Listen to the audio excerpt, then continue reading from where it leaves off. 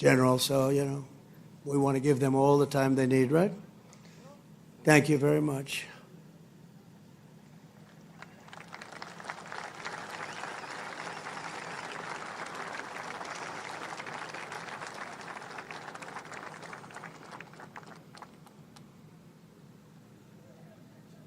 Greatest people in the world. They are amazing.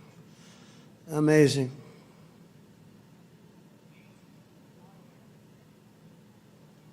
Oh, good. Thank you very much.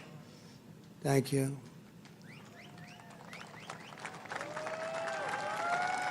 Okay, honey. Thank you. Beautiful young person. Beautiful young person. We have a lot of young people. You know, they have. We won young people, old people, and everything in between. It's sort of nice. Remember, they used to say, but Trump doesn't have the young people. We won everything. Thank you very much, Doctor. Great job. When the Continental Congress created the Army and appointed its first commander, General George Washington, they sent the fierce spirit of a free nation into battle under a rallying cry that echoes to this day. Give me liberty or give me death. Have you heard of it? Quite a beautiful statement. Think of what that means. Give me liberty or give me death. I know exactly what that means. Just 3 days after the birth of the Army, the great patriot, founding father, Dr. Joseph Warren, was on the front lines as a soldiers stood totally outnumbered and outgunned at Bunker Hill. They had a group of soldiers against them that was supposed to be, in that day, unbeatable. Warren's mother had begged him, son, please don't do it. She said, please, please don't do it. Don't risk your life for even the patriot cause, please. And he replied, wherever danger is, dear mother, there your son will be. I will either set my country free or shed my last drop of blood to make us so. So beautiful. So the words are so beautiful.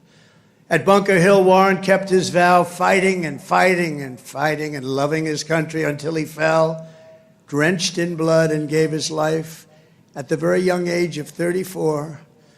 Exactly 250 years later, we are joined by Dr. Warren's great-great-great-great-great-grandson, and it's 7 generations down, and now an Iraq war veteran, retired Army specialist, Scott Warren, is here with his daughter, Sergeant E5 Carrington Sanders of Fort Irwin. I want to just, where are you? Where would you be in this big crowd? Thank you very much. What an honor. What an honor. You look great, too, by the way. You really look great. Thank you very much. What a great family. But you carry in your veins the love and devotion of a martyr for American liberty. Please stand. Just put that hand up once more for the people, because they want. Thank you very much. You're looking good. Looking good. Good genes. Good genetics. Thank you both. Thank you very much. The life of a soldier is not just a job, it's a calling and a sacred tradition passed down from father to son, brother to sister, and one generation to the next. At every hour of danger, our noblest citizens have answered that call, kissed their loved ones goodbye, and run to the sound of guns. You run to the sound of guns, you're running right into them, you're going to win. When the British tried to reconquer our young nation in 1812, 1,000 Americans at Fort McHenry fought off a British invasion fleet, 5,000 strong. They say it was unstoppable. Lieutenant Francis Scott Key, you all heard the name, watched from Baltimore Harbor as the Army kept Old Glory flying high. Many people died. Deeply inspired, he wrote a poem in tribute to Army courage and American pride, known today as the Star-Spangled Banner, or our national anthem. Great. 8 generations later, we're joined by a descendant of Francis Scott Key, who has spent 2 decades in uniform, Major Kyle Key of Army National Guard fame. Please, Major, where are you, Major? Thank you. Thank you. Looking good, too. What's going on here? These guys they all come from a very fine strain of blood. That's great genetics is right. Thank you both very much. Major Key, thank you for helping to keep this incredible land of ours free and the home of the brave, and that's what it was. Through the decades that followed, the Army conquered the great frontier, won the war that restored our nation and broke forever the chains of slavery. A generation later, the Army's Rough Riders stormed up San Juan Hill with Colonel Theodore Roosevelt and swept the last foreign empire from the American hemisphere, forever swept. In World War I, our doughboys fought bravely in the Valley of the Marne and in the Argonne.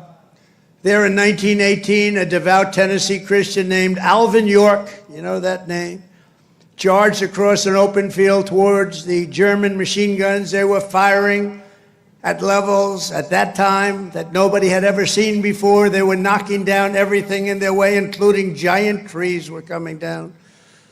The enemy mowed down more than half of his platoon almost immediately. The platoon was going down like nobody's ever thought possible. But York pressed on into the jaws of death. He slayed German after German and returned with 132 prisoners from behind the enemy lines. And he had the option of killing them, and he didn't want to do that. And that's okay, isn't it, right? It's okay. But he brought 132 back. And his actions and the actions of that great day, a crazy but great day, Sergeant York earned the Congressional Medal of Honor and became one of the most famed and decorated heroes of the First World War. Very famous, actually, because of the movie that was made. And we're joined today by Sergeant York's grandson, Army Colonel Gerald York. Gerald? Thank you. Thank you, Gerald.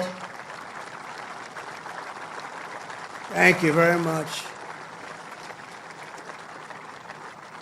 It's a great honor to have you. Thank you, Gerald. At his grandfather's funeral in 1964, Gerald was told by the command sergeant major of Fort Bragg that it was about time he joined the Army.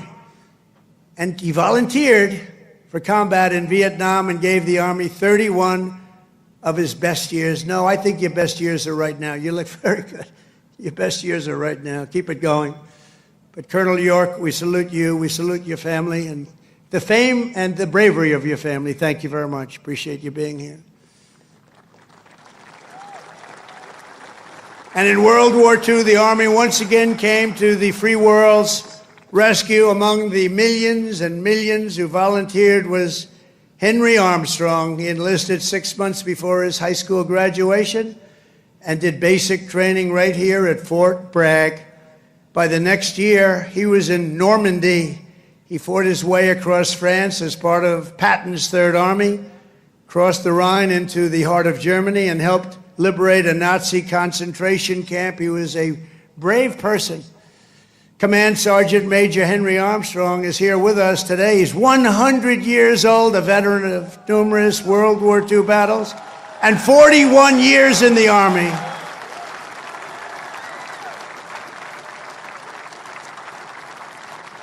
Thank you. Wow. These are great, amazing people. Thank you very much. Great. Thank you very much. He's joined by his grandson, Army Major Dennis Armstrong. Dennis, I assume that's you, right? Thank you, Dennis.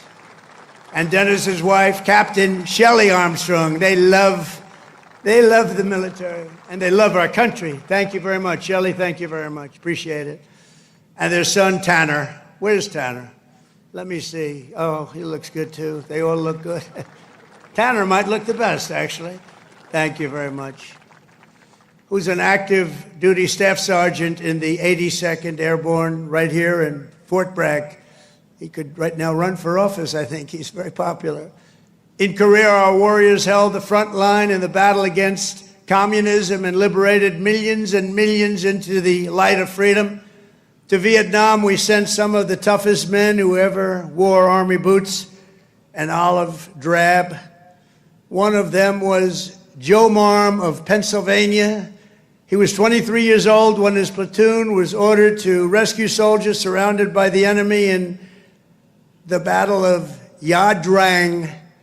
Lieutenant Marm charged into heavy fire, killing 4 enemy soldiers in the brush before sprinting across 40 yards of open field. His teammates could not believe he was doing it, actually, they said. He then tossed a grenade that killed 8